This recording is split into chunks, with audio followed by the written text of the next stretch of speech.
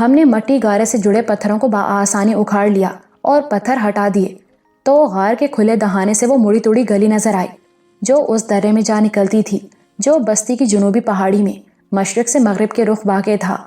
کارا شنگو نے دیکھا کہ ہم خفیہ راستے کو جانتے ہیں تو ان کے چہروں پر حیرت امڈ آئی۔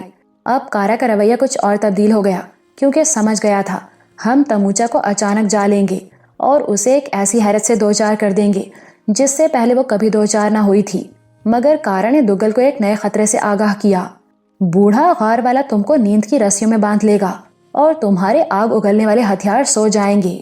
کارا غار والے سے نفرت بھی کرتا اور ڈرتا بھی تھا کہ شاید ہمارے ساتھ وہ اسے بھی نیند کی رسی میں باندھ لے اور الزام لگائے کہ اسی نے ہمیں خفیہ راستہ دکھایا ہے۔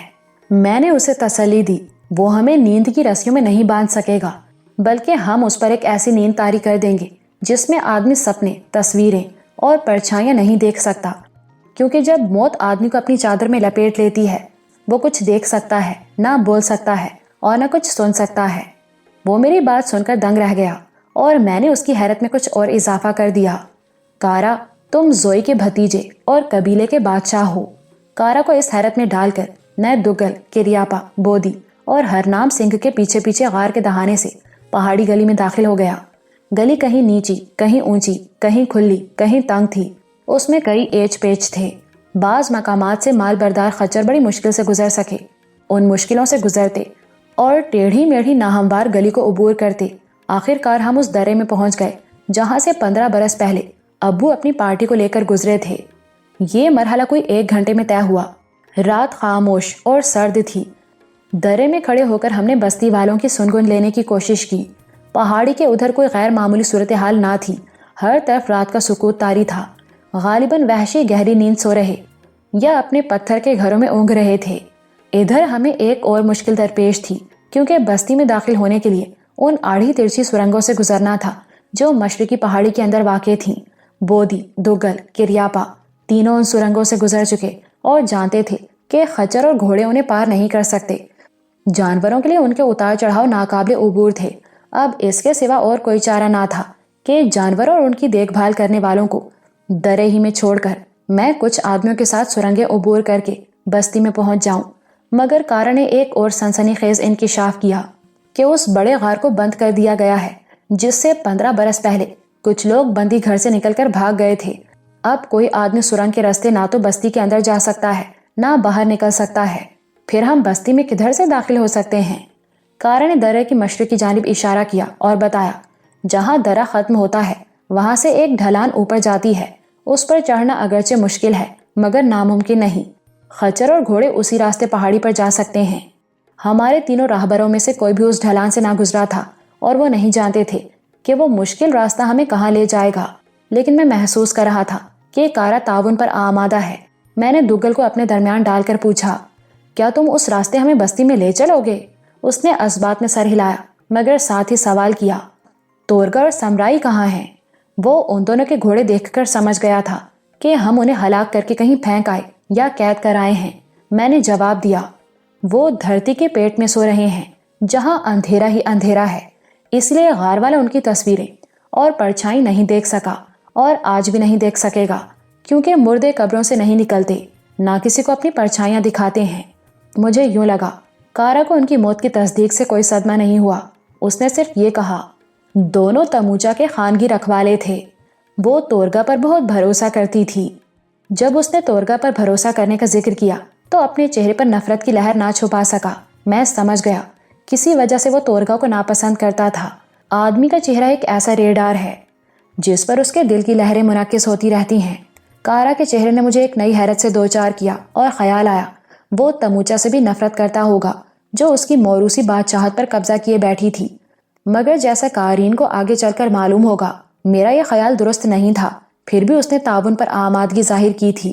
میں نے پرنسس اندرا کی طرف دیکھا تو اس نے جواب دیا، ہمیں کارا پر اعتماد کرنا چاہیے۔ میں کارا کے پیچھے پیچھے چل پڑا۔ درہ زیادہ طویل نہیں تھا۔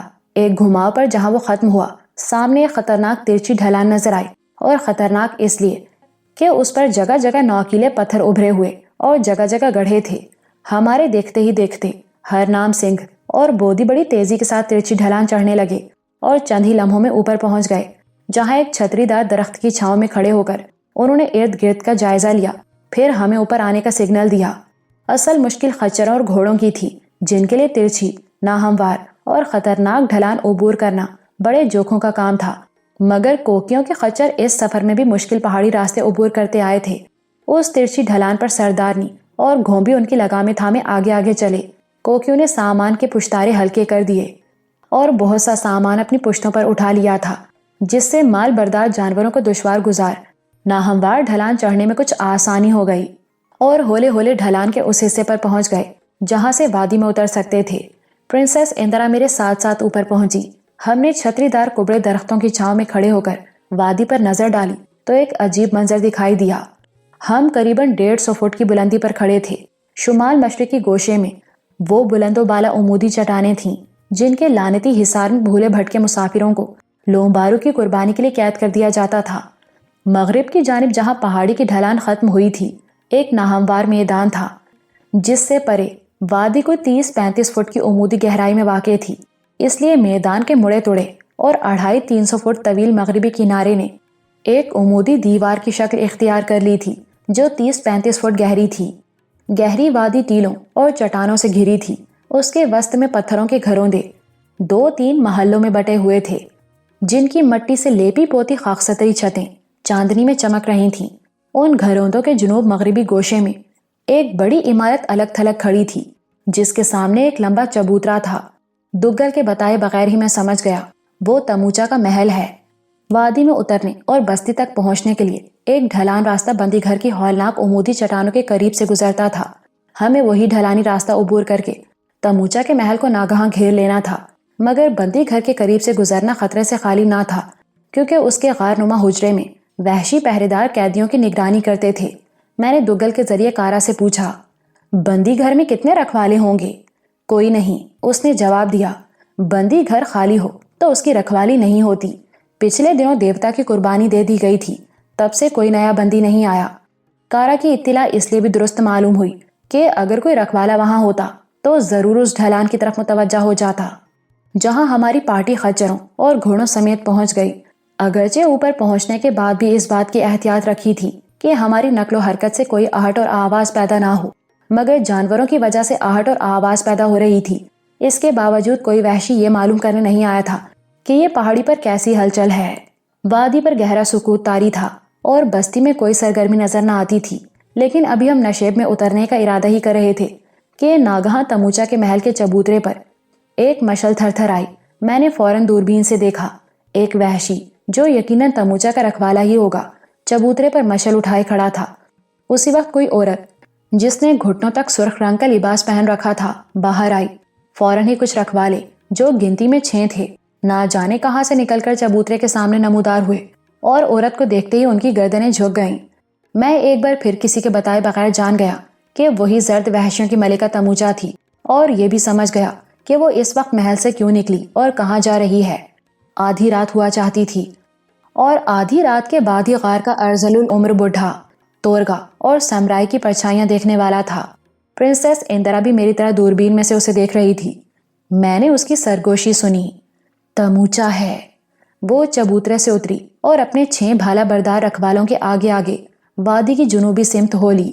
یقیناً وہ غار والے کے پاس جا رہی تھی تاکہ معلوم کر سکے کہ اس نے کیا دیکھا ہے۔ یہی وہ موقع تھا جب ہمیں تیزی کے ساتھ کارروائی کرنے کی ضرورت تھی۔ ہم ڈھلان اتر کر ناہموار میدان میں پہنچے اور بندی گھر کے ہولناک حصاروں کی طرف مڑے۔ سردارنی، گھومبی، ڈوبا اور 5 کوکیوں کو جانوروں سمیت بندی گھر کے پاس چھوڑا۔ صوبیدار خداداد خان اور کریاپا ان کے ساتھ تھے۔ کارا اور شنگو کو بھی انہی کی نگرانی میں دے دیا گیا۔ وادی کا شمال مشرقی ناکہ محفوظ کر کے ہم بندی گھر کا ڈھلان راستہ اترنے لگے۔ بودی اور دگل ہماری رہنمائی کر رہے تھے۔ بستی کے گھروندوں کو ایک طرف چھوڑتے ہوئے ہمارا رخ تموچا کے محل کی طرف تھا، مگر جو ہی ہم ایک ٹیلے کی اوٹ سے نکل کر آگے بڑھے، محل کے رکھوالے وحشی نے ہمیں دیکھ لیا۔ وہ اتنے سارے اجنبی لوگوں کو بستی میں آتے اور تموچا کے محل کی طرف بڑھتے دیکھ کر 1-2 پل تو سکتے کسی حالت میں کھڑا رہا، پھر فوراً ہوش میں آیا اور اپنی کمر سے لٹکتا ہوا سینگ دونوں ہاتھوں سے پکڑ کر پھونکنے لگا۔ چاندنی رات کے سناٹے میں سینگ کی آواز بڑی دہشت ناک معلوم ہوئی، جو وادی کے ٹیلوں، پہاڑوں اور بلند و بالا چٹانوں کے حصار سے ٹکرا کر ایک بھیانک گونج پیدا کرنے لگی۔ ابھی وہ خطرے کا سینگ پھونک رہا تھا کہ میرے اشارے پر ہرنام سنگھ کی 303 کا فائر ہوا اور وحشی جو قریباً 200 فٹ دور ہوگا چبوترے پر ہی تڑپ کر ڈھیر ہو گیا۔ سینگ کی دہشت ناک آواز کے ساتھ 303 کا دھماکہ بھی اتنا زبردست تھا کہ پوری آبادی میں جیسے زلزلہ سا آ گیا اور وحشی ہڑبڑا کر گھروں سے نکلنے لگے۔ بلند چٹانوں کے شمال مشرقی ناکے پر صوبیدار خداداد خان کریاپا اور کوکیوں کو اس لیے متعین کیا گیا تھا کہ کوئی وحشی بستی سے اس راستے باہر نہ جا سکے۔ دوسرے ناکے پر جو مغرب کی طرف سے وادی میں داخل ہونے کا واحد قدرتی راستہ تھا، رانا صفدر اور وکرم کی ڈیوٹی لگائی گئی۔ انہیں وحشیوں کو ادھر سے نہ تو باہر جانے دینا، نہ ان 2 رکھوالوں کو بستی میں داخل ہونے دینا تھا جو جنوب مغربی ٹیلوں کی دیکھ بھال کر رہے تھے۔ میرا اور پرنسس اندرا کا ارادہ یہ تھا کہ تموچا کا غار تک پیچھا کیا جائے اور غار والے کے ساتھ اسے وہیں گھیر لیا جائے۔ دگل جانتا تھا کہ غار کہاں ہے اور غار تک ہماری رہنمائی کر سکتا تھا، مگر صورتحال یکلخت تبدیل ہو گئی۔ اب جو کچھ ہونا تھا تموچا کے محل کے آس پاس ہونا تھا۔ خطرے کا سینگ محل کے چبوترے پر پھونکا گیا اور رائفل کا دھماکہ بھی اسی جانب ہوا تھا۔ اپنے گھروندوں سے نکل کر وحشی بدحواسی کے عالم میں اسی طرف بڑھے، مگر اپنی جانب اٹھی ہوئی کئی رائفلوں کو دیکھ کر محل سے پرے ہی ٹھٹک گئے۔ وہ بھالوں اور کھانڈوں سے مسلح تھے اور دگل نے انہی کی بولی میں خبردار کر دیا تھا کہ اگر کسی نے کوئی غلط حرکت کی تو اسے محل کے رکھوالے کی طرح بھون دیا جائے گا، جس کی لاش چبوترے پر پڑی تھی۔ دگل نے انہیں یہ بھی بتا دیا کہ پوری وادی چاروں طرف سے گھیر لی گئی ہے اور کوئی شخص نہ بستی کے اندر آ سکتا ہے اور نہ باہر جا سکتا ہے۔ اسی لمحے مغربی ناکے پر جہاں رانا صفدر اور وکرم متعین تھے، بیک وقت 2 فائر ہوئے۔ وادی ایک بار پھر گونج اٹھی اور وحشی حیرت زدہ رہ گئے۔ ہوا یہ تھا کہ جب محل کے چبوترے سے خطرے کا سینگ پھونکا گیا اور ساتھ ہی فائر کا دھماکہ ہوا تو پچھمی ٹیلوں کی دیکھ بھال کرنے والے دونوں وحشی وادی کی طرف لپکے کہ سینگ کیوں پھونکا گیا اور دھماکہ کیسا تھا۔ رانا صفدر اور وکرم ان پہرے داروں کے منتظر اور جانتے تھے کہ ان کے ساتھ کیا سلوک کرنا ہے۔ جو ہی دونوں وحشی وادی میں داخل ہوئے اور زد پر آئے، گولیوں کا نشانہ بنے۔ چاندنی میں کئی وحشیوں نے جو محل کے سامنے جمع ہو گئے تھے انہیں بھالوں سمیت گرتے اور مرتے دیکھا۔ اس سے دگل کی بات کی تصدیق ہو گئی اور وحشیوں نے بچشم خود دیکھ لیا کہ پچھم کا راستہ بند ہو چکا اور اس راستے نہ کوئی اندر آ سکتا اور نہ کوئی باہر جا سکتا ہے۔ وحشیوں کو صورتحال سے اچھی طرح خبردار کرنے کے لیے پرنسس اندرا نے ہرنام سنگھ سے کچھ کہا اور اس نے بلند آواز میں صوبیدار کو فائر کا اشارہ کیا۔ اشارہ پاتے ہی صوبیدار اور کریاپا نے بندی گھر کے پاس ایک ساتھ ہوائی فائر کیے، جن کے زبردست دھماکوں نے پوری وادی کو لرزا دیا اور وحشیوں نے بدحواسی سے پلٹ کر عمودی چٹانوں کے ہولناک حصار کی طرف دیکھا، جہاں چاندنی میں خچروں اور گھوڑوں کے پاس متعدد انسانی سائے دیکھ کر جو رائفلوں اور بھالوں سے مسلح تھے وہ خوف اور دہشت کے مارے گمسم سے ہو گئے۔ پچھم کی طرح پورب کا راستہ بھی گھیر لیا گیا تھا اور ادھر سے بھی کوئی آدمی نہ پہاڑی درے میں داخل ہو سکتا اور نہ درے کے راستے وادی میں آ سکتا تھا۔ پرنسس اندرا نے بڑی ہوشیاری اور عقل مندی سے کام لے کر وحشیوں پر واضح کر دیا کہ ان کے سارے راستے بند کر دیے گئے ہیں اور اندھے کی تقدیر نے انہیں پکڑ لیا ہے۔ اس اثنا میں دگل نے محل کے دونوں دروازے بند کر دیے تو میں اور پرنسس اندرا چبوترے پر نمودار ہوئے۔ بودی ہماری دائیں اور دگل بائیں جانب تھا۔ پروفیسر اسلم، ہرنام سنگھ، پرنسس کے دونوں باڈی گارڈز، ٹھاکر اجیت سنگھ اور رگھورائے چبوترے کے نیچے وحشیوں کے عین سامنے کھڑے ہو گئے تاکہ کوئی وحشی چبوترے کی طرف نہ بڑھ سکے۔ پھر دگل نے انہیں ہتھیار پھینک دینے کا حکم دیا۔ یہ حکم 3 بار دہرایا گیا۔ وحشیوں نے ایک دوسرے کو دیکھا، غالباً وہ سمجھ رہے تھے ہم نے تموچا کو محل کے اندر قید کر لیا ہے۔ کچھ سوچ کر وہ باری باری ہتھیار پھینکنے لگے۔ ان کے پیچھے عورتیں بھی گھروں سے نکل آئیں اور اس عجیب و غریب کارروائی کو دیکھنے لگیں جو پہلے انہوں نے کبھی نہیں دیکھی تھی۔ چبوترے کے سامنے میدان میں بھالوں، برچھوں اور کھانڈوں کے کئی ڈھیر لگ گئے۔ اچانک تموچا 5 رکھوالوں کے جلاؤ میں چلتی ایک ٹیلے کی اوٹ سے نکل کر بڑی تیزی کے ساتھ اپنے محل کے سامنے آئی اور چشمے حیرت سے ادھر ادھر دیکھنے لگی۔ اس کی پہلی نظر ہتھیاروں کے ڈھیر پر پڑی، پھر چبوترے پر ہمیں دیکھا تو دم بخود رہ گئی۔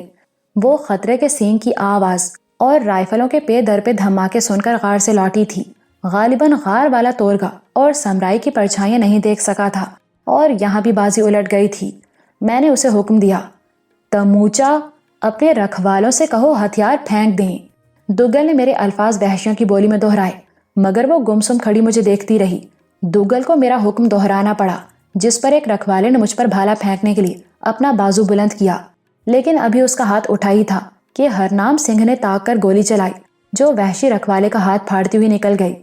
ایک چیخ کے ساتھ اس کے زخمی ہاتھ سے بھالا گرا، بھالے کے ساتھ رکھوالا بھی گرا، مگر بھالا چونکہ ٹانگوں میں الجھ گیا تھا، اس لیے جب وحشی لڑکھڑایا اور اپنا توازن قائم نہ رکھ سکا تو بھالے کا چوڑا پھل پیٹ میں اتر گیا اور اس کی نوک شاید دل میں کھپ گئی تھی۔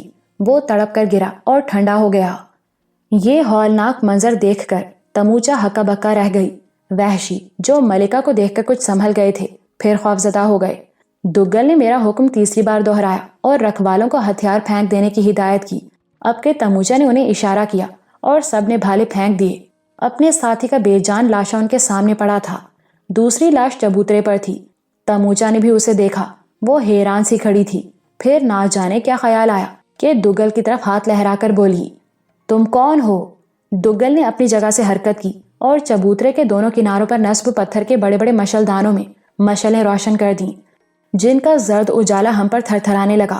پھر وہ اپنی جگہ واپس آ گیا اور تموچا سے مخاطب ہوا، اچھی طرح دیکھ لو میں کون ہوں۔ دگل ہے میرا نام۔ 15 برس پہلے 23 راتیں تمہارے بلاس میں شریک رہا ہوں۔ دگل کا نام سن کر، اس کی شکل دیکھ کر تموچا کو کچھ یاد آیا اور مارے حیرت کے منہ سے سسکی نکل گئی۔ دگل؟ اس کے ساتھ ہی چند قدم آگے بڑھی اور مشعلوں کی روشنی میں اسے بغور دیکھنے لگی۔ 15 برس میں دگل یقیناً کچھ بدل گیا تھا، پھر بھی تموچا نے اسے پہچان لیا اور بولی، تم بندی گھر سے بھاگ گئے تھے، پھر کیوں آئے ہو؟ دگل نے میری طرف اشارہ کیا، صاحب بتائیں گے کہ ہم کیوں آئے ہیں۔ زرد اجالے میں تموچا نے مجھے دیکھا اور اس کی آنکھوں میں حیرت کی بجلیاں کوندنے لگیں۔ وہ ساری بجلیاں اس کے دل و دماغ پر ٹوٹتی رہیں۔ مجھے دیکھ کر نقش حیرت بن گئی اور حلق سے بے اختیار چینخ نکلی، ناصر نواب؟ 15 برس کے بعد بھی وہ ابو کا چہرہ اور نام نہیں بھولی تھی۔ دگل نے بتایا، یہ ناصر نواب نہیں، ان کے بیٹے امجد ناصر ہیں۔ تموچا پر ایک اور حیرت گزر گئی۔ اسی حیرت میں آگے بڑھی اور چبوترے پر آ گئی۔ کسی نے اسے نہیں روکا۔ مجھ سے صرف 3-4 قدم کے فاصلے پر رکی اور ٹکٹکی باندھ کر مجھے دیکھنے لگی۔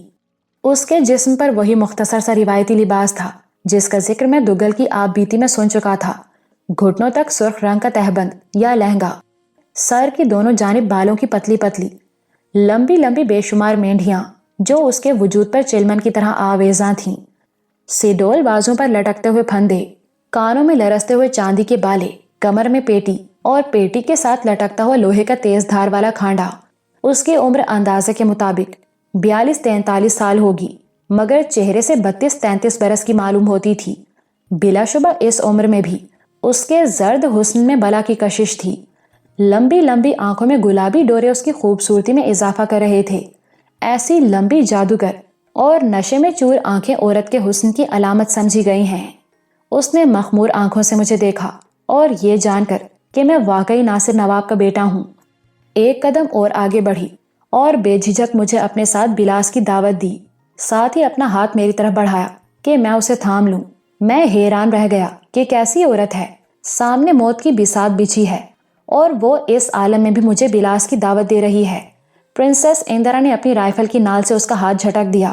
اس توہین آمیز سلوک پر تموچا مشتعل ہو گئی اور فوراً اس کا ہاتھ کمر میں لٹکتے کھانڈے پر گیا، مگر کھانڈا نکالنے کی مہلت نہ مل سکی کیونکہ رائفل کی ایک نال اس کی کمر سے آ لگی اور وہ رائفل بودی کی تھی۔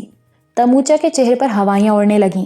جس ہاتھ سے کھانڈا نکالنا چاہتی تھی وہ نیچے گر گیا اور غصے کی نظروں سے پرنسس کی طرف دیکھا جیسے اسے پہلی بار دیکھ رہی ہو۔ کچھ مروب سی ہو گئی، پھر بودی پر نگاہ ڈالی جس نے اسے بے بس کر دیا تھا اور اس کی جانی پہچانی صورت دیکھ کر ایک بار پھر چونک گئی۔ 15 برس پہلے اس نے بودی کو ابو کے ساتھ دیکھا تھا، اب میرے ساتھ دیکھ رہی تھی۔ پرنسس کے اشارے پر دگل نے ہاتھ بڑھا کر اچانک اس کی کمر سے کھانڈا اتار لیا۔ وہ چلائی، میں قبیلے کی ملکہ ہوں۔ دگل نے اس کا احتجاج مسترد کر دیا، اس وقت صرف ایک قیدی ہو۔ قیدی؟ اس کے حلق سے چینخ نکل گئی، تمہارا فیصلہ تمہارے قبیلے کے سامنے ہوگا۔ تموچا تڑپ گئی، تم نے میرا کھانڈا چھین لیا، میرے آدمیوں سے ہتھیار رکھوا لیے اور سمجھتے ہو کہ میں تمہاری قیدی ہو گئی، مگر غار والا کہتا ہے کہ تمہاری موت تمہیں بستی میں گھیر لائی ہے، وہ غار میں بیٹھا تمہاری تصویریں دیکھ رہا ہے۔ اور تم سب کو نیند کی رسیوں میں باندھ لے گا، کوئی بھی اس وادی سے باہر نہ جا سکے گا۔ وحشیوں میں خوشی کی ایک لہر دوڑ گئی۔ غار والے کا نام ان کی تسلی کا باعث ہوا۔ کارا نے بھی اس خطرے کا اظہار کیا تھا کہ وہ ہمیں نیند کی رسیوں میں جکڑ لے گا۔ اب میں تموچا سے مخاطب ہوا اور دگل میرے الفاظ کا ترجمہ کرنے لگا۔ تم ہمیں غار والے سے ڈراتی ہو جسے بڑھاپے نے ناکارہ کر دیا ہے۔ اس کی پتلیوں میں سفیدی آ گئی اور آنکھوں میں جالا پھیل گیا ہے۔ وہ تورگا اور سمرائی کی پرچھائیاں بھی نہیں دیکھ سکا، اور اس لیے نہیں دیکھ سکا کہ وہ دنیا سے رخصت ہو گئے اور یہاں سے 1.5 دن کی مسافت پر دھرتی کے پیٹ میں سو رہے ہیں، اور جو آدمی دھرتی کے پیٹ میں اتر جائے وہ غار والے کو دکھائی نہیں دیتا۔ اس اطلاع پر تموچا پریشان ہو گئی۔ اس کے جس سوال کا جواب غار والا نہ دے سکا تھا میں نے دے دیا، اور وہ صدمے کے لہجے میں بولی، تو تم نے تورگا کو مار ڈالا ہے؟ اس نے سمرائی کا نام نہ لیا، صرف تورگا کے دکھ کا اظہار کیا۔ حالانکہ دونوں اس کے بھیجے ہوئے خبر رساں تھے اور میں نے دونوں کی موت اور قبروں کا ذکر کیا تھا۔ یکلخت وہ بھڑک اٹھی، تم سے تورگا کی موت کا بدلہ لیا جائے گا۔ اس نے سمرائی کا نام پھر بھی نہ لیا، صرف تورگا کے بدلے کی بات کی، اور اب میں کارا کی اس نفرت کا مطلب سمجھنے لگا جو تورگا کے ذکر سے اس کے چہرے پر امڑ آئی تھی۔ اچانک تموچا کا چھٹا رکھوالا مشل اٹھائے جنوبی ٹیلے کی اوٹ سے نکلا۔ اس کے ہمراہ ایک ارذل العمر بوڑھا جس کے سر اور داڑھی کے بال آگ کی بڑھیا کی طرح سفید ہو رہے تھے اور کمر جھک گئی تھی۔ سانپ کی مانند بل کھائی لکڑی ٹیکتا مشل کی روشنی میں ننگے پاؤں چلا آ رہا تھا۔ اسے دیکھتے ہی میں سمجھ گیا کہ وہی غار والا پیشوا ہے۔ وہ سائے کی طرح رینگتا ہوا وحشیوں کے سامنے نمودار ہوا۔ تمام وحشی اسے دیکھتے ہی کمر تک جھک گئے اور منہ میں کچھ منمنانے لگے۔ جب وہ چبوترے کی طرح بڑھا، تموچا دوڑتی ہوئی چبوترے سے اتری اور اس کے قریب پہنچ گئی۔ پھر ایک ہاتھ غار والے کی طرف اور دوسرا میری جانب لہرا کر بولی، اسے نیند کی رسیوں میں باندھ لو۔ 15 برس پہلے اس کا باپ بندی گھر سے بھاگ گیا تھا، مگر میں اسے نہیں بھاگنے دوں گی۔ غار والا چونک کر میری طرف بڑھا۔ شاید وہ غار میں بیٹھے بھی مجھے اور میرے ساتھیوں کے نیند کی رسیوں میں جکڑنے کی کوشش کرتا رہا اور ناکام ہو کر غار سے نکل آیا تھا۔ جو ہی وہ چبوترے کے پاس پہنچا، ہرنام سنگھ کی رائفل نے اس کا راستہ روک لیا۔ میں نے کہا، ہرنام سیاں، اسے اوپر آنے دو۔ ہرنام سنگھ راستے سے ہٹ گیا۔ بڈھا لکڑی کے سہارے اوپر آیا اور بالکل میرے سامنے رکا۔ تو تم اس کے بیٹے ہو جو بندی گھر سے بھاگا اور موت کی وادی میں دیوتا سے لڑنے گیا، مگر مندر کے اغوا نے اس کا انجام دیکھا تھا جب لومبارو کے قہر نے دھرتی کو جھنجھوڑ دیا اور دیوتاؤں کے تنور نے آگ اگلی تھی۔ اب تم کیا لینے آئے ہو؟ دگل میرے اور غار والے کے درمیان ترجمانی کے فرائض ادا کرنے لگا۔ میں نے جواب دیا، تموچا نے بھی یہی پوچھا تھا کہ ہم کیا لینے آئے ہیں، اور تم بھی یہی پوچھتے ہو، تو سنو اے غار نشین، ہر بات کا ایک بدلہ اور ہر کھیل کا ایک انجام ہوتا ہے۔ میں اپنے باپ کا بدلہ لینے اور لومبارو کا خاتمہ کرنے آیا ہوں۔ دگل نے میری بات کا ترجمہ کیا تو تمام وحشی یہ سن کر دنگ رہ گئے کہ میں ان کے دیوتا کو ہلاک کرنے آیا ہوں۔ تموچا کے چہرے کا رنگ اڑ گیا اور غار والا اپنی ٹیڑھی میڑھی لکڑی لہرا کر کہنے لگا، دیوتا نہیں مر سکتا، وہ اس وقت سے ہے جب سے دھرتی ہے، اور اس وقت تک رہے گا جب تک دھرتی رہے گی۔ یہ میرا علم کہتا ہے۔ جھوٹا ہے تمہارا علم، کیونکہ پراسرار تگائی نے، جسے لوگ صدیوں کی روح کہتے ہیں، پیش گوئی کی ہے کہ لومبارو کا خاتمہ قریب ہے اور جنوب سے آنے والے لوگ اسے ہلاک کر دیں گے، اور ہم جنوب سے آئے ہیں۔ وحشیوں پر حیرت کی سنسنی گزر گئی اور غار نشین نے اپنی لکڑی پھر بلند کی۔ تگائی اگر جینے سے تنگ آ گیا ہے تو بے شک مر جائے، کیونکہ وہ اس وقت سے جی رہا ہے جب دیوتاؤں نے دھرتی پر قدم رکھا تھا، مگر دیوتا جیتا رہے گا، اور تم لوگ جو جنوب سے آئے ہو اس کے پیٹ میں اتر جاؤ گے۔ اب میرا لہجہ بھی ذرا سخت ہو گیا کیونکہ میں جیت کے خانے میں کھڑا تھا اور غار والے سے مخاطب ہوا، میں نے سنا ہے تم قبیلے کے پیشوا ہو اور پیشوا کو عقل مند ہونا چاہیے، مگر تم نے پراسرار تگائی کی ملامت کی ہے، اور جو کسی دانشور کی ملامت کرتا ہے وہ اپنی بے وقوفی پر مہر لگاتا ہے۔ برائی کرنے والے ہونٹ عقل مند کے ہونٹ نہیں ہو سکتے، یا پھر بڑھاپے نے تمہاری عقل چھین لی ہے۔ حالانکہ جوں جوں آدمی بوڑھا ہوتا ہے اس کے بال سفید ہونے لگتے ہیں، اس کی عقل کام کرنے لگتی ہے۔ تمہارے بال بگلے کی مانند سفید ہو چکے، لیکن سمجھ بوجھ رخصت ہو چکی ہے۔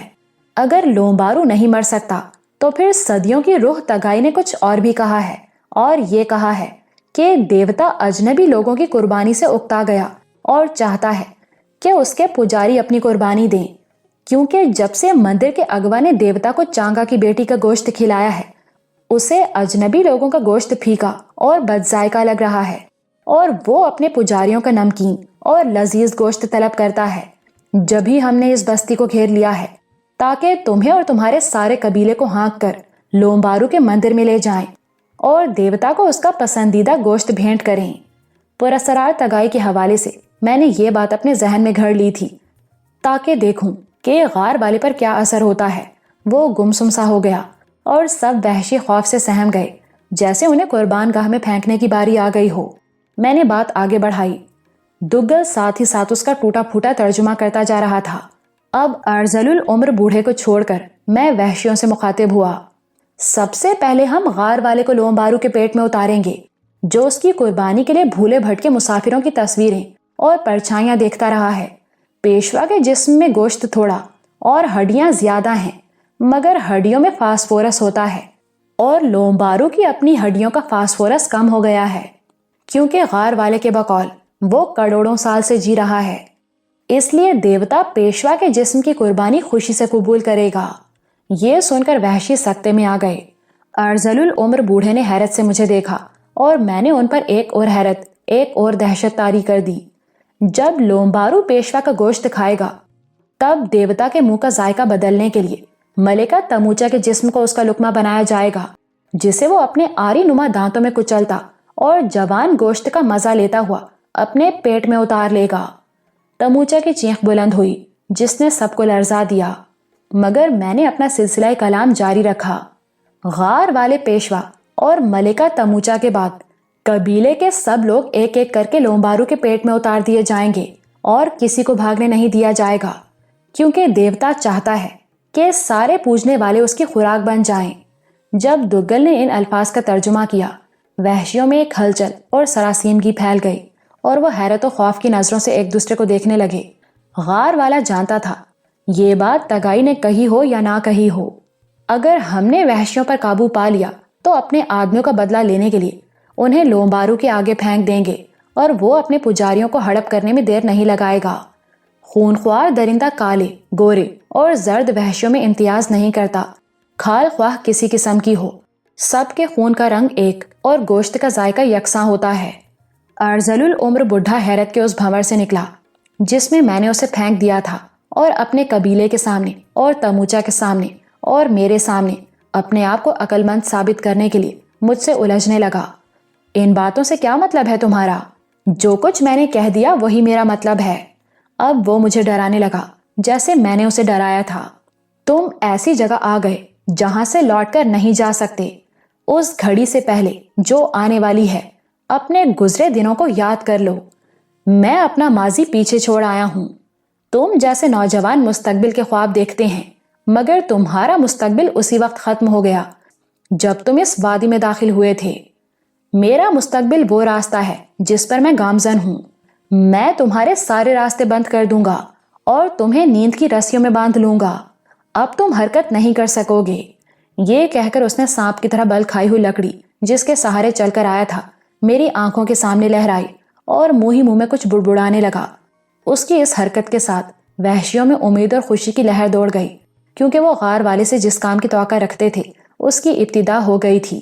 وحشیوں کی اس خوش فہمی کو دور کرنے اور غار نشین کے ذہن میں خلجان ڈالنے کے لیے میں نے ہاتھ اس کی طرف لہرایا اور کہا، میں تمہارا جادو توڑ دوں گا اور تم پر ایسی نیند بھیجوں گا جو کبھی نہیں ٹوٹتی اور جس سے آدمی بیدار نہیں ہوتا۔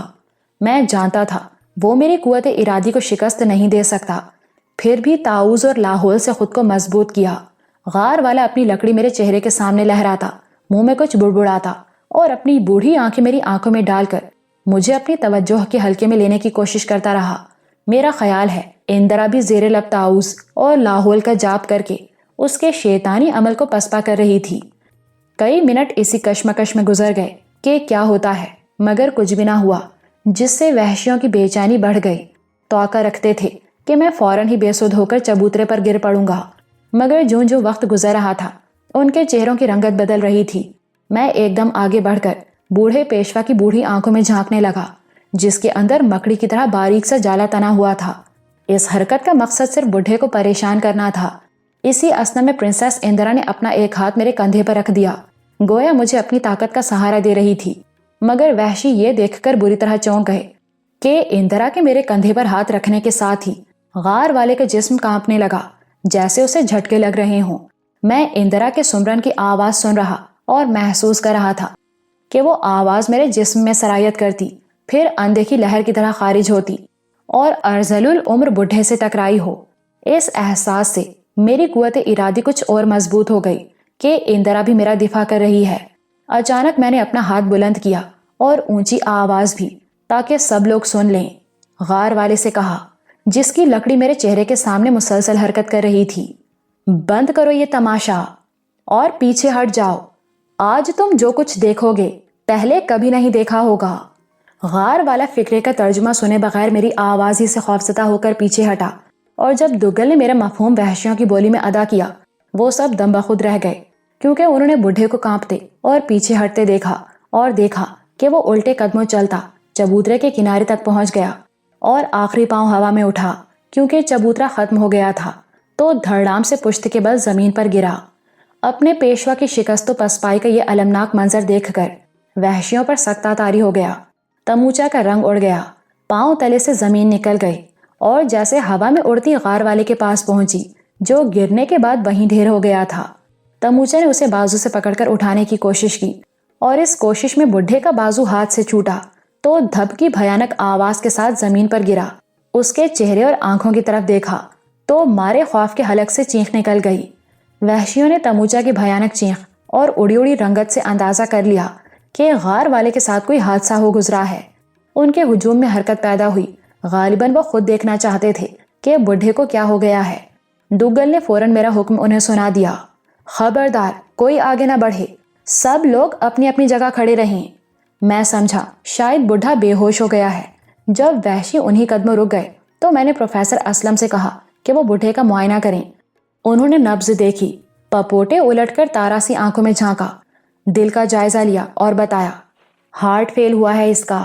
دگل نے میری طرف سے اس کی موت کا اعلان کیا۔ غار والے نے مجھے نیند کی رسیوں میں باندھنے کا جتن کیا، مگر موت نے اسے اپنی رسیوں میں باندھ لیا۔ اب یہ سپنے، تصویریں، پرچھائیاں نہیں دیکھ سکے گا، کیونکہ مردے کچھ نہیں دیکھ سکتے۔ یہ اعلان سنتے ہی وحشیوں پر لرزہ طاری ہو گیا۔ بڈھے کی موت نے انہیں زندہ درگور سا کر دیا، اور وہ خود بھی موت کا خطرہ محسوس کر رہے تھے۔ یہ بالکل اتفاقی حادثہ تھا، مگر وحشیوں نے سمجھا کہ میں غار والے سے کوئی بڑا جادوگر ہوں، اور میں نے اس پر کبھی نہ ٹوٹنے والی نیند طاری کر دی ہے۔ خوف اور صدمے کے مارے سب خاموش ہو گئے، اور ایسی گہری اور خوفناک تھی وہ خاموشی، جیسے موت نے سب کچھ ختم کر دیا ہو۔ تموچا ایک طرف اداس کھڑی تھی، چہرہ پھیکا پڑ گیا تھا، آنکھیں بجھ گئی تھیں، یوں لگتا تھا جیسے غار والے کی موت کے ساتھ اس کی ساری طاقت زائل ہو گئی ہے اور کچھ باقی نہیں رہ گیا۔ اچانک ایک بوڑھا ہجوم سے صرف 2-3 قدم آگے بڑھا اور میرے سامنے جھک گیا۔ اس کے پیچھے سب وحشی جھک گئے۔ وہ میری پراسرار طاقت سے خوفزدہ تھے۔ ہو سکتا ہے کسی مشکل اور مصیبت کے وقت بندوقوں سے بھی لڑ جاتے ہوں، مگر جادو منتر کے سامنے ایک تنکے کی طرح بیکار و بے بس تھے، اور مجھے بہت بڑا جادوگر سمجھ کر ڈر گئے تھے۔ میں نے بھی سوچا ان پر یہ خوف طاری رہنا چاہیے۔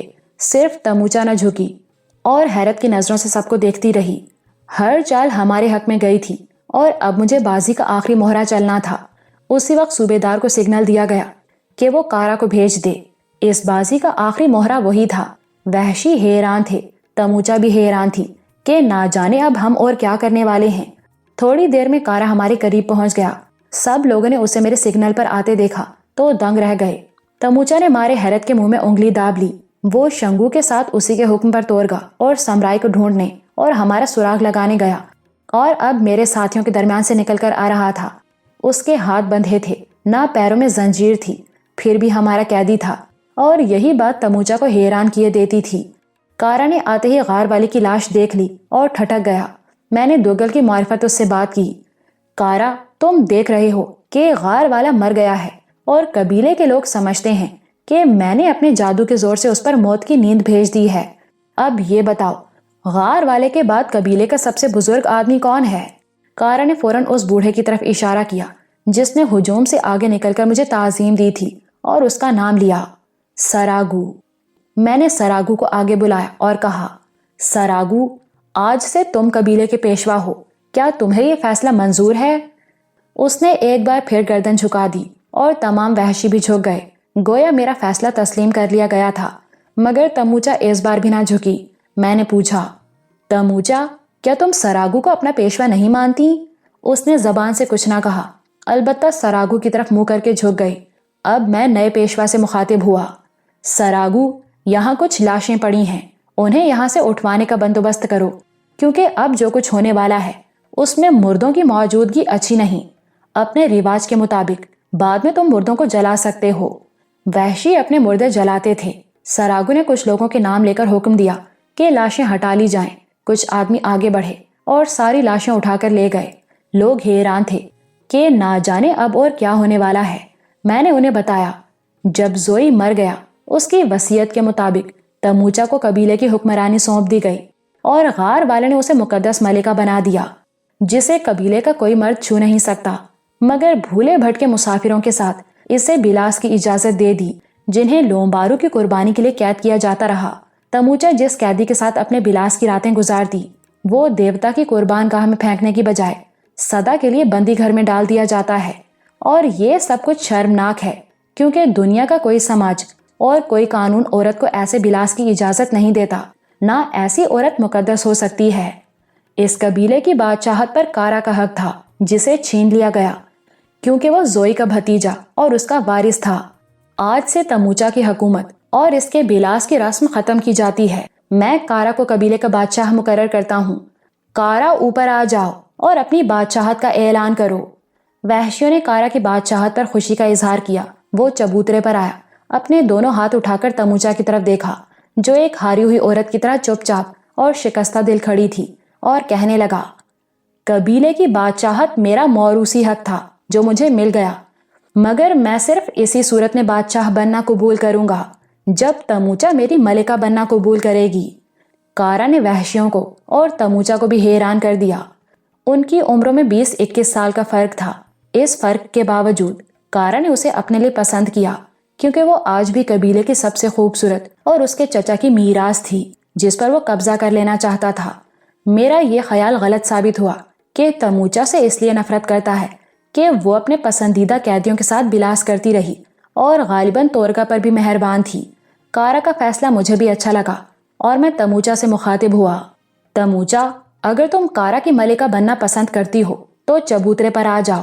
میں بھی چاہتا ہوں کہ تم کارا کی ملکہ بن جاؤ کیونکہ اس کے چچا کا ترکہ اور ورثہ ہو۔ تموچا نے پہلے کارا کو پھر مجھے دیکھا اور چبوترے پر آ گئی۔ اس نے کارا کی ملکہ بننا قبول کر لیا تھا۔ ہاری ہوئی عورت جیت گئی تھی۔ وحشیوں نے خوشی کا نعرہ بلند کیا۔ انہیں کارا کا اعلان اور تموچا کا فیصلہ پسند آیا تھا۔ تموچا کارا کے پہلو میں کھڑی ہو گئی۔ اب میں نے سراگو کو بلایا، سراگو، اوپر آ جاؤ۔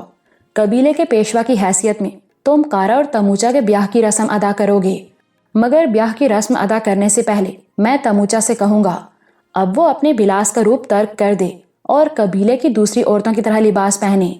تموچا نے دوگل کے زبانی میری بات سنی تو چپ چاپ اپنے محل کے اندر چلی گئی جس کا دروازہ کھول دیا گیا تھا۔ پھر چند لمحوں کے بعد باہر آئی تو اس نے سرخ لہنگے کے اوپر رنگدار چولی پہن رکھی تھی، مینڈیوں کی چلمن 2 حصوں میں گوندھ کر اس طرح سر پر باندھ لی تھی کہ دونوں چوٹیوں کے پھندے کانوں پر لٹک رہے تھے اور پہلے سے زیادہ خوبصورت نظر آ رہی تھی۔ اس کے پیچھے پیچھے 2 باندیاں بھی محل سے نکلیں مگر دروازے کے پاس ہی رک گئیں۔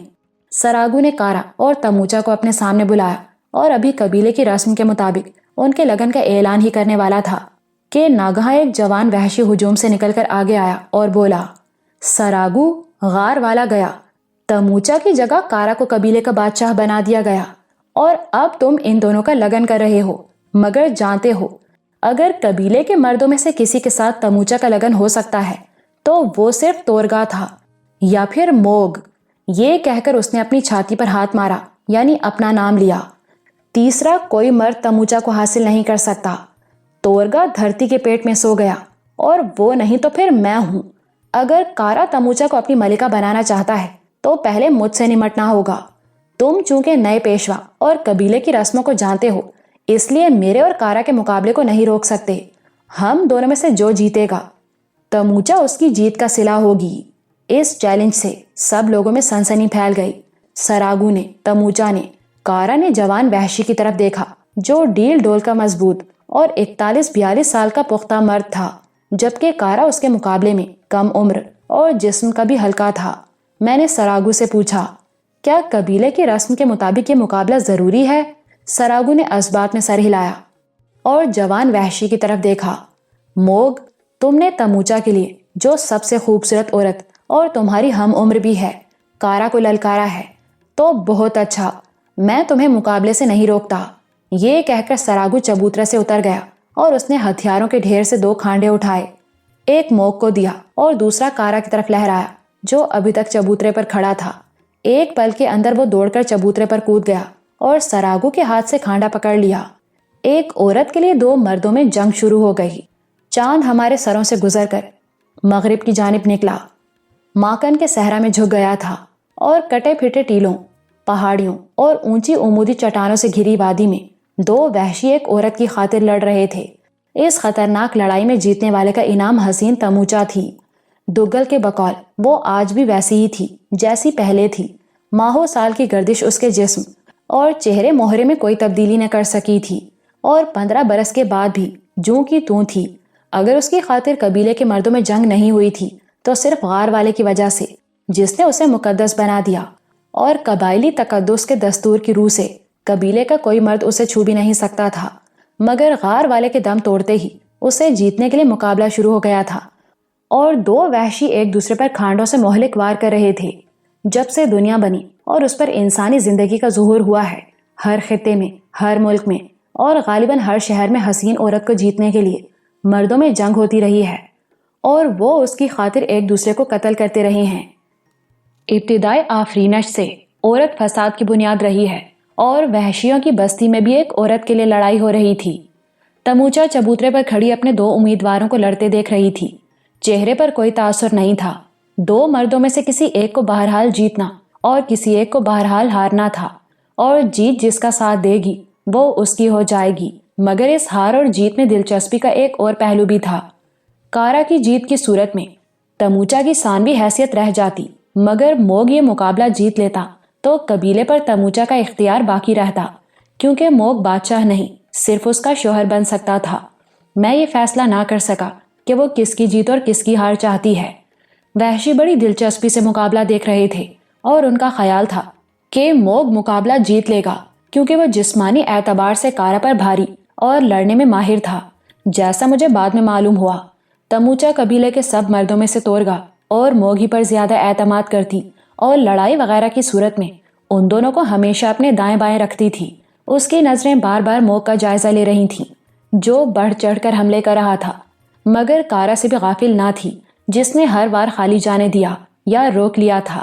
یہ ایک عجیب و غریب کشمکش تھی، ایک حیرت انگیز مقابلہ تھا، اور ابھی تک کوئی حریف دوسرے کو زخمی نہ کر سکا تھا۔ کارا موگ کے مقابلے میں جسم کا بے شک ہلکا تھا، مگر اس کی نبضوں میں تازہ خون تھا، اور اپنے ہلکے جسم کی بدولت بڑی تیزی سے حرکت کرتا تھا۔ اس کی پھرتی اور چستی کی وجہ سے موگ اسے زخم نہ لگا سکا۔ دونوں حریف پینترے بدل بدل کر ایک دوسرے پر وار کر رہے تھے۔ سینکڑوں مرد اور سینکڑوں عورتیں مقابلہ دیکھ رہی تھیں، کیونکہ عورتیں بھی اپنے گھروں کی دہلیزوں سے باہر آ گئی اور نیم دائرے کی صورت میں مردوں کی ایک جانب کھڑی تھیں۔ میں نے محسوس کیا جب موگ کا وار خالی جاتا یا کارا اس کا وار پھرتی سے روک لیتا تو عورتوں کے چہروں پر اطمینان کی لہر دوڑ جاتی، گویا اس لڑائی میں وہ کارا کے ساتھ تھیں۔ لیکن سبھی مرد موگ کے کسی ایسے وار کا انتظار کر رہے تھے جو اس لڑائی کا خاتمہ کر دیتا۔ اچانک وہ لمحہ آ گیا جس کا لوگوں کو انتظار تھا۔ ہجوم میں ایک شور اٹھا، کیونکہ موگ نے اپنا 2 دھاری برچھا پوری قوت سے کارا کے سر پر مارا۔ وہ اس وار سے بچنے کی خاطر فوراً نیچے بیٹھ گیا اور اپنا کھانڈا اوپر اٹھایا۔ چاندنی رات میں لوہے سے لوہا ٹکرانے کی ہولناک آواز دور تک گونج گئی۔ اس کے ساتھ ہی عورتوں کی سسکیاں تڑپیں، کیونکہ کارا نے موگ کا خطرناک وار بیٹھ کر اور عین اپنے سر کے اوپر روکا تھا، جس سے موگ کی برتری ظاہر ہوتی تھی۔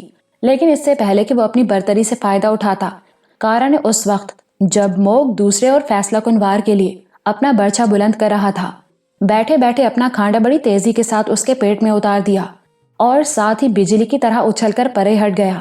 دو رخے کھانڈے نے موگ کے پیٹ میں شگاف ڈال دیا۔ خون کی موٹی موٹی دھاریں بہہ نکلی۔ موگ کے حلق سے بھیانک چیخ نکلی اور وہ کارا پر ٹوٹ پڑا۔ کارا نے اپنے زخمی حریف کا وار، جس کی طاقت اور تیزی زائل ہو گئی تھی، پھر خالی دیا اور اپنے کھانڈے سے اس کا ایک پیر کاٹ دیا۔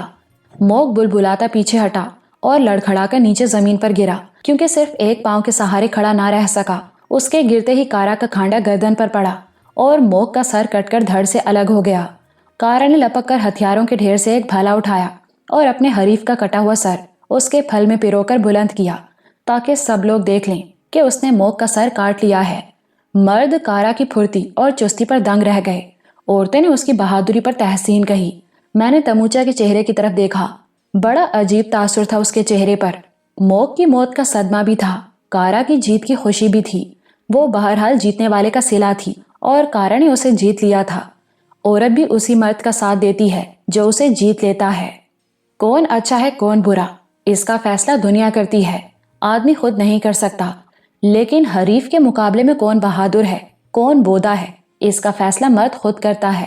اور کارا نے یہ فیصلہ کر کے لوگوں پر اپنی دھاک بٹھا دی تھی اور سب لوگوں نے اس کی بہادری کو مان لیا تھا۔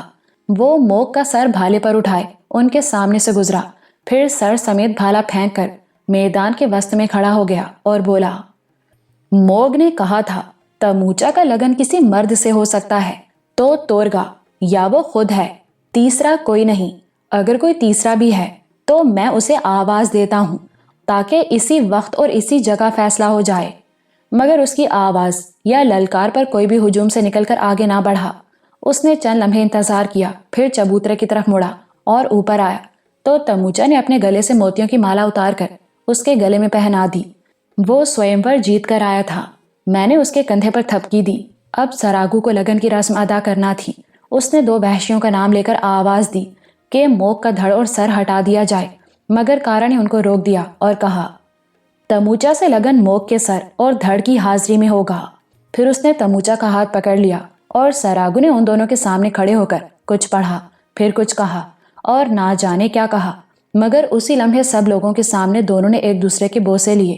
بس یہی ان کے بیاہ کی رسم تھی جو پوری ہوئی اور وحشیوں نے ہاتھ اٹھا کر اپنی بولی میں انہیں بدھائی دی۔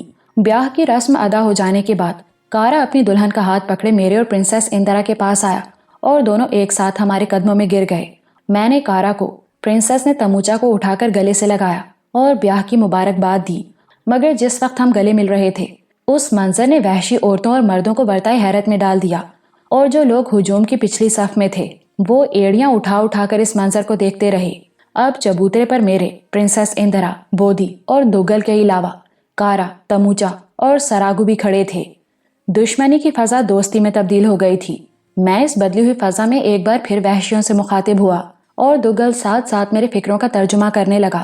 جو کچھ مجھے کہنا تھا میں نے اس طرح کہا، یہ رات قبیلے کی خوشی کی رات ہے اور اس رات کے بعد جو دن چڑھے گا اس سے تمہاری نئی زندگی شروع ہوگی۔ میں نے کارا کو اس کا موروثی حق دلایا اور تموچا کو اس کی ملکہ بنایا۔ موگ نے میرا فیصلہ نہیں مانا، جس طرح غار والے نے بھی نہیں مانا تھا، لیکن دونوں کا حشر تم نے اپنی آنکھوں سے دیکھ لیا۔ جب میں اپنی پارٹی کے ساتھ بستی میں داخل ہوا ہم ایک دوسرے کے دشمن تھے، اب ایک دوسرے کے دوست بن گئے ہیں اور مجھے امید ہے کہ ہماری دوستی قائم رہے گی۔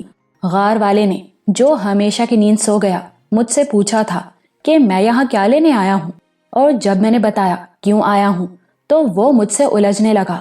جو کچھ میں نے پہلے کہا تھا پھر کہتا ہوں کہ ہم لوگ ہزاروں میل دور سے چل کر اور بڑے اوگھٹ راستے طے کرتے اس لیے آئے ہیں کہ لومبارو کا خاتمہ کر دیں۔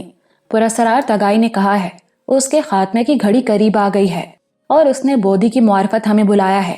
صرف بودی ہی وہ واحد آدمی ہے جو پہلی پارٹی سے بچ گیا تھا۔ تگائی نے اپنے غار میں بیٹھ کر اس کی رہنمائی کی اور پہلے اسے گارو بستی، پھر سیخوا گھاٹ پر کلکتے اور کلکتے سے لاہور پہنچایا تھا۔ 15 برس پہلے موت کی وادی میں جو ہولناک سانحہ پیش آیا اس نے بودی کے ہوش بھلا دیے اور گویائی چھین لی تھی، اور وہ آپ سے آپ واپس نہ جا سکتا تھا، مگر پراسرار تگائی نے اسے واپس بھیجا تاکہ دوسرے لوگوں کو لے کر آئے، اور بودی ہمیں لے کر آ گیا ہے تاکہ جیسا تگائی نے کہا تھا ہم لومبارو کا خاتمہ کر دیں۔ اب جو کچھ میں تمہیں بتانے والا ہوں ذرا دھیان سے سنو۔ پراسرار تگائی نے پرانے زمانوں اور گزرے وقتوں میں جھانک کر یہ بات معلوم کر لی ہے کہ لومبارو ان بڑے بڑے دیونما جانوروں میں سے ایک جانور ہے جو کروڑوں برس پہلے دھرتی سے رخصت ہو گئے تھے۔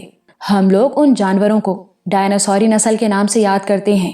اس نسل کا ایک جانور نہ جانے کس طرح بچ گیا اور موت کی وادی میں رہا، جو چاروں طرف ناقابل عبور چٹانوں سے گھری ہوئی ہے اور جس کے آثار کروڑوں برس قبل کی دنیا سے ملتے جلتے ہیں۔ جس طرح دھرتی پر آدمیوں اور جانوروں کی نسل کا سلسلہ جاری ہے، اسی طرح لومبارو اس وادی میں، جسے تم دیوتاؤں کی وادی بھی کہتے ہو، نسل در نسل منتقل ہو رہا ہے۔ وہ گوشت خور جانور کی نسل ہے جسے دیوتا سمجھ کر انسان اس کی بھینٹ کیے جاتے ہیں، مگر انسان اس دھرتی کی تمام مخلوقات سے افضل ہے اور اسے درندے پر قربان نہیں کیا جا سکتا۔ میں نے یہ بھی کہا تھا اگر لومبارو مر نہیں سکتا تو اب اپنے پجاریوں کی قربانی مانگتا ہے اور ہم تمہیں ہانک کر دیوتاؤں کے تنور کی طرف لے جائیں گے تاکہ تمہیں باری باری لومبارو کے پیٹ میں اتار دیا جائے۔ درندہ یہ ہرگز نہیں دیکھتا کہ شکار ہونے والا اس کا پجاری ہے یا نہیں، اسے اپنے پیٹ کے لیے غذا چاہیے۔ وہ تمہیں بھی جو دیوتا سمجھ کر اس کی پوجا کرتے ہو نہیں چھوڑے گا، لیکن ہم تمہیں اس کے آگے نہیں پھینکیں گے کیونکہ ہماری طرح تم بھی انسان ہو اور ہم انسانی قربانی کی لانتی رسم ختم کرنے آئے ہیں۔ اگر کسی بھونچال سے موت کی وادی کے اونچے حصار میں شگاف پڑ گئے یا بلند چٹانوں کا کوئی حصہ دھرتی کے پیٹ میں دھنس گیا اور لومبارو اپنے کنبے سمیت نکل آیا تو اس علاقے میں بسنے والے قبیلوں کو تہس نہس کر دے گا، لوگوں کو چیر پھاڑ کر کھا جائے گا۔ اس کے ظلم سے نہ مرد بچیں گے، نہ عورتیں، نہ بچے۔ اس خطرے کے پیش نظر بھی اس کی اور اس کے گھرانے کی ہلاکت ضروری ہے۔ میں تم سے یہ نہیں کہتا کہ اپنے دیوتا کو ہلاک کرنے میں ہماری مدد کرو۔ اگر ہم نے اس کا خاتمہ کر دیا تو تم خود سمجھ لو گے کہ وہ کوئی دیوتا یا غیر فانی مخلوق نہیں بلکہ صرف ایک عظیم الجثہ جانور اور درندہ ہے۔ مگر میں تم سے، سراگو سے، تموچا سے اور کارا سے یہ وعدہ لینا چاہتا ہوں کہ آج کے بعد تم کسی بھولے بھٹکے مسافر کو اس کی قربانی کے لیے گرفتار کرو گے، نہ بندی گھر میں ڈالو گے۔ اگر لومبارو ختم نہیں ہوتا پھر بھی اس کی قربانی کی بھیانک رسم ختم ہو جانی چاہیے، اور یہی قول ہمارے تمہارے درمیان دوستی کا سمجھوتا ہوگا۔ ان الفاظ پر میں نے اپنی تقریر ختم کی، جسے وحشیوں نے حیرت و تعجب سے سنا۔ سب سے پہلے سراگو نے میری بات کا جواب دیا اور کہا، جب تگائی جو صدیوں کی روح اور ہمارے دادوں پردادوں، نگر دادوں اور ان سے بھی اوپر کی کڑیوں کو جانتا ہے اور یہ کہتا ہے کہ لومبارو کا خاتمہ ہونے والا ہے تو پھر ٹھیک ہی کہتا ہوگا، اور اگر اس نے بودی کو بھیج کر تم لوگوں کو بلایا ہے تو ٹھیک ہی بلایا ہوگا، کیونکہ اس علاقے میں بلکہ ساری دنیا میں تگائی سے بڑا جادوگر اور کوئی نہیں۔ آج تک اس کی بات غلط یا جھوٹی نہیں نکلی، اور لومبارو کے خاتمے کی بات بھی غلط نہیں ہوگی۔ جو ہستی ختم ہونے والی ہے اس کی پوجا درست نہیں، اور تمہاری یہ بات میرے دل کو لگی ہے کہ جس طرح دیوتا ہمارے تمہارے درمیان فرق نہیں کرتا اور سب کو اپنا لقمہ بنا لیتا ہے، تو ہم بھی آئندہ اس کی پوجا نہیں کریں گے، اور آج کے بعد نہ تو کسی مسافر کو گرفتار کیا جائے گا، نہ بندی گھر میں ڈالا جائے گا۔ پھر ایک پل خاموش رہ کر اس نے وحشیوں سے پوچھا، جو اس کی باتیں سن کر حیران رہ گئے تھے، کیا تم پسند کرو گے کہ تمہیں لومبارو کے آگے پھینک دیا جائے؟ سب وحشیوں نے انکار میں سر ہلائے، زبان سے بھی نہیں کہا۔ ان کے انکار کے بعد سراگو میرے سامنے جھک گیا، گویا اس نے میری بات نہ صرف خود تسلیم کی بلکہ وحشیوں سے بھی تسلیم کرائی تھی، جو ابھی تک حیران و پریشان نظر آتے تھے۔ اگرچہ وہ خود لومبارو کو لقمہ بننے کے لیے تیار نہ تھے، پھر بھی یہ بات ان کی سمجھ میں نہیں آ رہی تھی کہ ان کے پرکھوں نے دیوتا کی پوجا کی تھی، اور اگر لومبارو دیوتا نہیں تو پھر پوجا کس کی کریں گے؟ سراگو کے بعد تموچا وحشیوں سے کہنے لگی، غار والے نے ہمیں یہی بتایا تھا کہ موت کی وادی میں دیوتا رہتے ہیں۔ میرا پہلا شوہر زوئی جب تک جیتا رہا دیوتا کی قربانی دیتا رہا، میں بھی غار والے کا کہا مانتی رہی، اور اب سراگو کا کہا مانوں گی۔ جب سراگو کہتا ہے کہ لومبارو کو قربانی نہیں دی جائے گی اور تم بھی اپنی جانوں کی بھینٹ دینے سے انکار کرتے ہو، تو پھر میں تمہاری اور سراگو کی بات مانتی ہوں۔ زرد وحشیوں پر تموچا کا بڑا روب تھا۔ اس نے 27-28 برس ان پر حکومت کی تھی، 14 برس کی تھی جب زوئی نے اسے اپنی ملکہ بنایا۔ زوئی کے بعد بھی وہ ان پر حکم چلاتی رہی، اور وہ اس کے مقدس حسن سے بڑے مروب رہے۔ جب تموچا نے لومبارو کی بھینٹ دینے سے انکار کیا تو وحشیوں نے ایک دوسرے کو دیکھا اور ان کی پریشانی کسی قدر کم ہوئی۔ آخر میں کارا ان کے سامنے اعلان کرنے لگا۔ اس کی آواز اونچی اور روبدار تھی۔ دگل اس کے اعلان کا ترجمہ مجھے اور پرنسس اندرا کو سناتا رہا۔ اور یہ اعلان کیا تھا اس نے، آج سے میں تمہارا بادشاہ ہوں اور تموچا میری ملکہ ہے۔ قبیلے کا جو آدمی میرا حکم نہیں مانے گا اسے موک کی طرح کاٹ کر پھینک دوں گا۔ تم نہیں جانتے کہ لومبارو کو بھیٹ دینے کی رسم کب جاری ہوئی اور کس نے جاری کی تھی۔ البتہ جب سے میں نے اور تم نے ہوش سنبھالا ہے، غار والے کو لومبارو کی قربانی کے لیے بھولے بھٹکے مسافروں کی تصویریں اور پرچھائیاں دیکھتے سنا، اور اس کے کہنے پر تم راہیوں کو گھیرتے اور بندی گھر میں ڈالتے رہے ہو۔ مگر 2 برس پہلے میں صدیوں کی روح تگائی سے ملنے اس کے غار میں گیا تھا۔ کئی برسوں سے اس نے میل جول چھوڑ دیا ہے اور کسی سے نہیں ملتا، مگر اس نے مجھے اپنے غار میں بلا لیا اور بہت سی باتیں کی۔ تگائی نے کہا تھا، دیوتا انگنت زمانوں سے ہے اور ہم لوگ بھی صدیوں سے اس کی پوجا کرتے آ رہے ہیں، لیکن تگائی نے مجھے یہ بات بتائی تھی کہ اگلے وقتوں میں اسے آدمیوں کی بھیٹ نہیں دی جاتی تھی۔ ہمارے باپ دادا اور ان کے باپ دادا صرف دیوتا کی پوجا کرتے تھے۔ تو قربانی کی رسم کس نے جاری کی؟ جب میں نے تگائی سے پوچھا تو اس نے ایک نام لیا۔ وہ نام لومبا تھا، اور لومبا غار والے کے دادا کا نام تھا جو پوری 1 صدی جیتا رہا۔ اس نے دیوتا کا نام لومبارو رکھا، ورنہ پہلے لوگ دیوتا کو کسی اور نام سے یاد کرتے تھے۔ غار والا دیوتا کی قربانی کے لیے تصویریں اور پرچھائیاں اس لیے دیکھتا تھا کہ قربانی کی رسم اس کے دادا نے جاری کی تھی۔ آج میں اپنے حکم سے یہ رسم منسوخ کرتا ہوں اور بادشاہ کی حیثیت میں یہ میرا پہلا حکم ہے۔ تگائی لومبارو کو دیوتا ہی مانتا ہے کیونکہ دنیا میں بہت سے جانوروں کو دیوتا مانا گیا ہے، مگر یہ بات میرے دل کو لگی ہے کہ لومبارو صرف جانور نہیں، ایک درندہ ہے جو انسانوں کی قربانی لیتا اور ان کا گوشت کھاتا ہے، اور انسانوں کو کھانے والا دیوتا نہیں ہو سکتا اگر وہ مارا گیا۔ جیسا کہ تگائی نے کہا ہے کہ اس کے دن قریب آ گئے ہیں، تو ہمیں اس سے چھٹکارا مل جائے گا اگر چند برس زندہ رہا، کیونکہ ہو سکتا ہے کہ جنوب سے آنے والے اور لوگ ہوں جو اس کا خاتمہ کریں گے۔ پھر بھی میرے زمانے میں میرا قبیلہ اس کے لیے آدمیوں کی بھیٹ نہیں دے گا۔ کیا تم نے میرا حکم سن لیا؟ یہ کہہ کر کارا نے اپنے دونوں ہاتھ بلند کر دیے اور تمام وحشی اس کے سامنے جھک گئے۔ اس کا مطلب تھا انہوں نے کارا کا حکم سن لیا ہے، مان لیا ہے۔ پھر کارا نے انہیں رخصت کر دیا اور سب لوگ اپنے اپنے گھروں کو لوٹ گئے۔ صرف سراگو اور اس کے چند آدمی وہیں ٹھہر گئے۔ کارا نے مجھے اور پرنسس اندرا کو محل میں قیام کرنے کی پیشکش کی، مگر میں نے اسے بتایا کہ ہم اپنا کیمپ لگائیں گے اور وہیں ٹھہریں گے۔ چنانچہ صوبیدار کو وادی میں مناسب جگہ کیمپ لگانے کے لیے کہہ دیا گیا۔ البتہ میں سراگو سے کچھ معلومات حاصل کرنا چاہتا تھا، اس لیے کارا سے کہا کہ وہ اسے کچھ دیر کے لیے میرے ساتھ بھیج دے۔ سراگو میرے ساتھ کیمپ میں چلنے پر تیار ہو گیا۔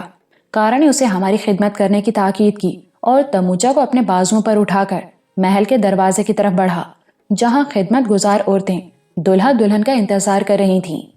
چاند مغربی پہاڑوں کے پیچھے اتر گیا تھا اور صبح کاذب نمودار ہو رہی تھی جب میں پرنسس اندرا، دگل، بودی اور سراگو کے ہمراہ کیمپ کی طرف روانہ ہوا، جو وادی کے اس میدان میں لگایا گیا جہاں سے ایک راستہ بندی گھر کے اونچے حصار کی طرف، دوسرا مغربی ٹیلوں کی طرف جاتا تھا، اور بستی اس میدان کے قدموں میں واقع تھی۔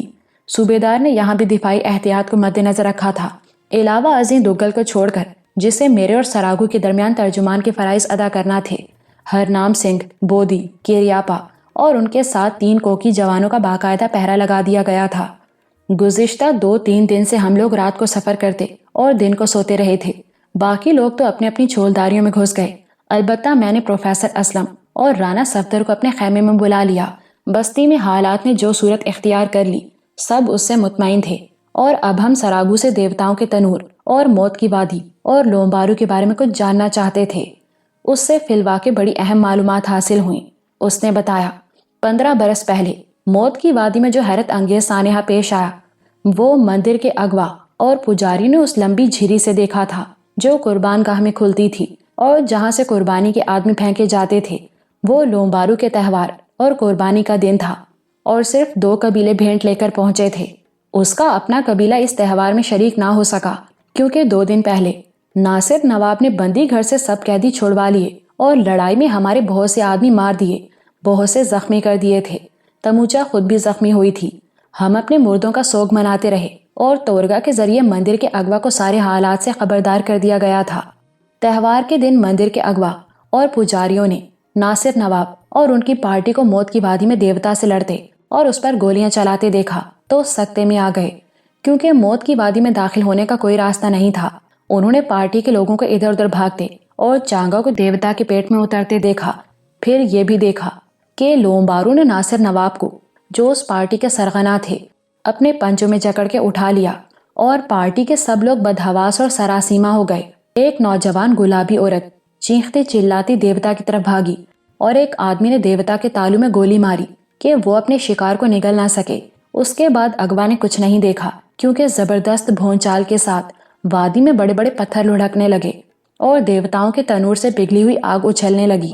اغوا مندر سے بھاگا اور اس نے پجاریوں کو بھی باہر نکلنے کے لیے کہا، مگر پجاری یہ دیکھنے کے لیے کہ دیوتا جس کے تالو سے خون بہنے لگا تھا پنجوں میں جکڑے ہوئے شکار کو اپنے پیٹ میں کس طرح اتارتا ہے، چند لمحوں کے لیے وہیں رک گئے تھے، اور وہی چند لمحے ان کے آخری لمحات ثابت ہوئے۔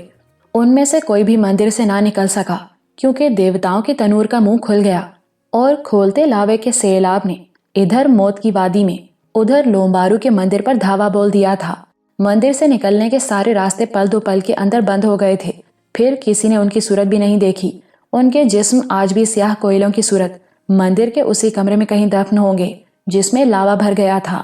ان قبیلوں کے بہت سے آدمی بھی جو لومبارو کی قربانی کا تہوار دیکھنے آئے، دیوتاؤں کے تنور سے برستے پتھروں اور بہتے لاوے اور بھونچال کے زبردست جھٹکوں کی لپیٹ میں آ گئے اور پگھلی ہوئی آگ نے انہیں نگل لیا تھا۔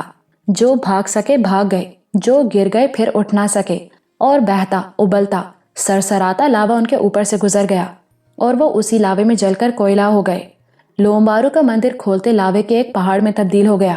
وہ خفیہ راستہ بھی بند ہو گیا تھا جس سے ناصر نواب کی پارٹی موت کی وادی میں داخل ہوئی تھی، اور کسی آدمی کو وادی سے نکلتے نہیں دیکھا گیا۔ یقیناً موت نے یا دیوتا نے ان سب کو جھپٹ لیا تھا۔ مندر کے اغوا نے اور ان لوگوں نے جو بھونچال اور پگھلی آگ کو دیکھ کر بھاگ نکلے تھے، بھاگتے بھاگتے لومبارو کی ہولناک چنگھاڑیں اور گرجیں سنی تھیں جو موت کی وادی میں گونج رہی تھیں، اور ایک ٹیلے کو فضا میں اڑتے اور کہیں دور گرتے دیکھا تھا۔ پھر چاروں طرف موت کا ہولناک سناٹا چھا گیا تھا۔ لوگ کئی دنوں کئی ہفتوں کے بعد لومبارو کا مندر دیکھنے گئے تو وہاں کچھ بھی نہیں تھا۔